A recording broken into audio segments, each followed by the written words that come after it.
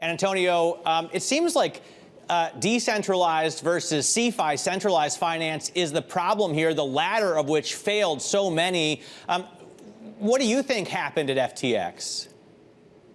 Yeah, I don't have any particular insight beyond what a lot of people have already talked about. Obviously, it was a failing of transparency, first and foremost.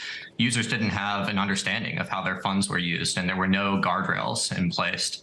I'm really excited about what we're building at dYdX because it's literally the answer to a lot of these problems. With DeFi, you're built on top of smart contracts, which are programmatically enforced, transparency and security of funds. So something like this never could have happened on a DeFi platform built in the right way. Well, but what we've seen globally with crypto exchanges and centralized ones as a result of the collapse is billions of dollars worth of outflows. What kind of activity have you seen over the course of the last week? We've actually had a pretty big influx of new users to dYdX. I think a lot of these events really underscore the need for decentralized finance and what we're building. And I think when one of the biggest and most trusted exchanges in the industry blows up, people pay attention to that, and people care a lot more about the safety of their funds. And I think that will continue to drive a lot of people to DeFi over time. Yeah, is this whole episode really just an argument against any centralized entity within crypto? Is this now just going to drive people to want to hold their own assets rather than entrusting it to someone else? I definitely think it will. And I do actually think that regulated centralized exchanges can work as well. Big fan of Coinbase. I used to work there, still stay in good touch with them. But I think DeFi offers another solution where we can trust the code rather than trusting intermediaries. And I think that's a really powerful new paradigm that's being built, and I think you kind of see the narrative play out for this over a long time. And that was, I think it's hard for people that was the whole point, Antonio, right? Exactly, at the beginning, yeah. I mean, it was about a trustless solution, and I get why there's a need for some place like Coinbase. A lot of people just want to dip a toe in the water. They're too lazy to hold cash in their own wallet, so to speak. But for the for the innovators that started this, the idea is you hold on to your own private keys, and then no bad actors can go and spend your money without you knowing. Yeah, well said, and I completely agree. And I think with the invention of Bitcoin, we invented decentralized trustless money. But finance is a lot more than that, right? You need exchanges, you need derivative products, you need margin, and we're all building that kind of for the first time in DeFi, but this really is the vision, and I think this is the answer. Can you make money with dYdX? I mean, the problem or I guess the draw of an FTX was it was so much more lucrative than a Coinbase, at least until it crashed. Can you make money on a decentralized platform? You definitely can. Actually, at dYdX, we basically offer the exact same product from a financial perspective that FTX, Binance, and others offer in perpetual contracts. And those are by far the most traded type of product across the entire crypto industry, even more than spot trading.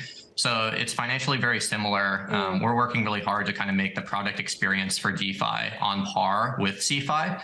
I think that takes a while just with any new technology, but we've continued to see really good growth year over year, and excited for what's to come. And I think this just underscores the need for what we're building in a big way. So, Antonio, if we got a look at your balance sheet, like we saw the very crude balance sheet of FTX, what would we find? So you could do it right now in 30 seconds. Just go to Etherscan, type in the dYdX smart contract. You'll see exactly the token holdings. You'll see our open source code. It'll link to our audit reports, and it's literally transparency by default. And that actually excites me a lot about DeFi, because when we talk about something like this, the initial knee-jerk reaction is to regulate and potentially over-regulate the industry. But actually, DeFi can be really positive for a lot of regulators' objectives, and like I have said, would literally solve this. And I think not only can it be positive for regulators' objectives, it can in some ways be 10x better than the existing financial system. Like, what business in history can you go in 30 seconds and audit their entire balance sheet in real time, updated to the second? I think that's pretty novel, and I think just what's happened really underscores the need for this. Do you think it's more likely, though, that regulation overreaches, reacts too strongly to an episode like this? Or do you think that there can be the correct balance struck between allowing innovation and also regulating it at the same time? It's definitely something I'm concerned about, just over-regulation of the crypto industry and specifically DeFi in a big way. We've been doing a lot of work just kind of starting to talk to policymakers, talk to regulators, and really just trying to start with education, like what is DeFi? How can it be positive for regulators' objectives? But I think we're in the very early stages of a lot of those conversations, and I think there is the temptation to over-regulate. We're really in DeFi for the long term. I just honestly think that DeFi will be bigger than centralized finance at some point in the future. I think that point in the future is going to take longer than people think. Usually I say that DeFi, I think, will be bigger than centralized finance in probably 10 to 20 years from now, which is a long time. And we have a long way to go, but I think we're building towards it step by step. And a lot of people will, even skeptics, admit the utility of the blockchain and the value of something like smart contracts and possibly your platform as well. It's a little bit more difficult to convince people of the intrinsic value of a lot of the coins, specifically Bitcoin. What's your take on how much Bitcoin is worth? It's a great question. I don't have a lot of info on macroeconomic trends. I think that if you look at year over year, it continues to increase, just the overall adoption and excitement around cryptocurrency. I mean, it's even reflected in the explosions of cryptocurrency. FTX is certainly not the first centralized exchange to blow up or do sketchy things with user funds, but it's gotten 10x bigger year over year. And I think that trend will continue. Obviously, we're in a bear market right now, and that will probably last longer than people think. But the general trend is up and to the right, and I'm excited about that.